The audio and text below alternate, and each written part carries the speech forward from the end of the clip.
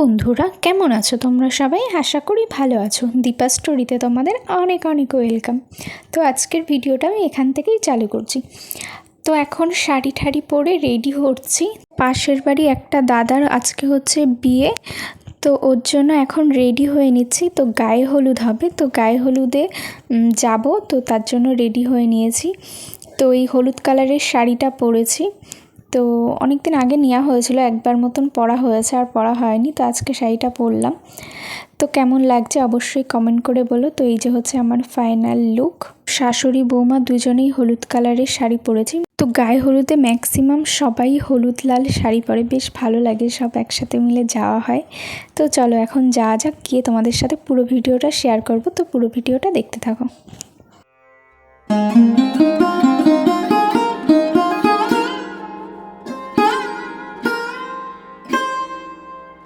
বন্ধুরা, এদিকে চলে এসেছি। তো এখানটা দাদাদের গায়ে হলুদের কিছু ফটোশ্যুট করছিল, বেশ সুন্দর করে সাজিয়েছিল, খুব সুন্দর হয়েছে সাজানোটা, সিম্পলের মধ্যে, বাট এত সুন্দর লাগছিল কি বলবো। আর এদিকে সব জল ভরতে যাবে বলে সব কলসি টলসি মানে রেডি করছে।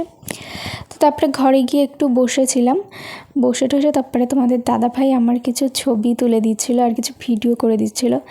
এত সুন্দর এখানে ডেকোরেশনটা, ছবিগুলো এত সুন্দর সুন্দর এসেছে কি বলবো, খুব ভালো এসেছিলো ছবিগুলো। তো তারপরে বাইরের দিকে চলে আসলাম। তো এখন জল ভরতে যাবে সবাই মিলে। আর আজকে প্রচুর পরিমাণে গরম পড়েছিল, মানে এই গরমের মধ্যে বিয়েবাড়ি যাওয়া মানে শাস্তি বলা যেতে পারে।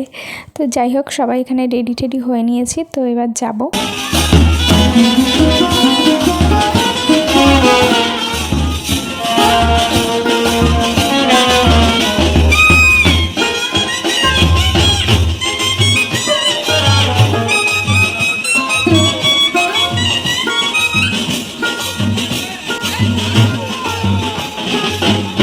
যাই হোক, এবার বেরিয়ে পড়লো সবাই মিলে জল ভরতে।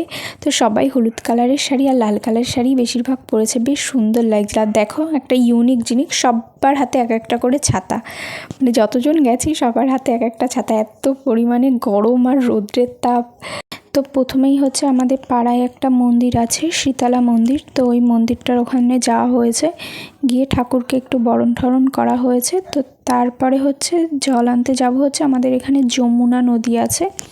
তো এই যমুনার থেকেই বলতে গেলে পাড়ার সবার বিয়ে টিয়ে হলে যমুনা নদীর থেকেই জল আনা হয়। আজকে লেটেস্ট হচ্ছে জল ভরতে গিয়ে সবার হাতে ছাতা এক একটা করে, মানে যতজন গেছি সবার হাতে ছাতা, গরমের মধ্যে সবাই ছাতা নিয়ে বেরিয়েছে।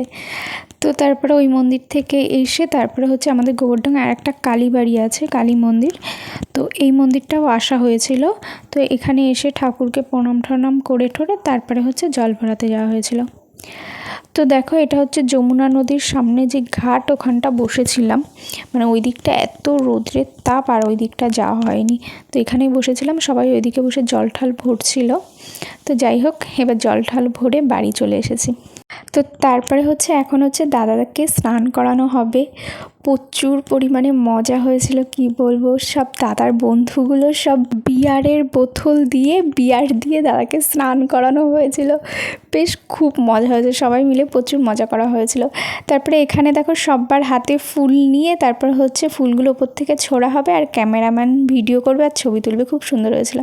তো তারপরে এখানে দেখো 2 বালতি হলুদ গুলে তারপরে হচ্ছে হলুদ ছুঁড়ে তারপরে হচ্ছে স্নান করাবে, মানে খুব মজা হয়েছে, সবাই মিলে প্রচুর মজা করেছি, প্রচুর আনন্দ করেছিলাম।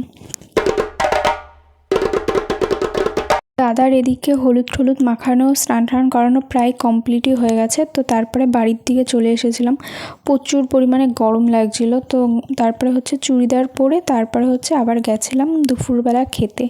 তো এদিকে আমি আর তোমাদের দাদাভাই বসেছিলাম, আর ওদিকে শাশুড়িমার একটা বান্ধবী বসেছিল।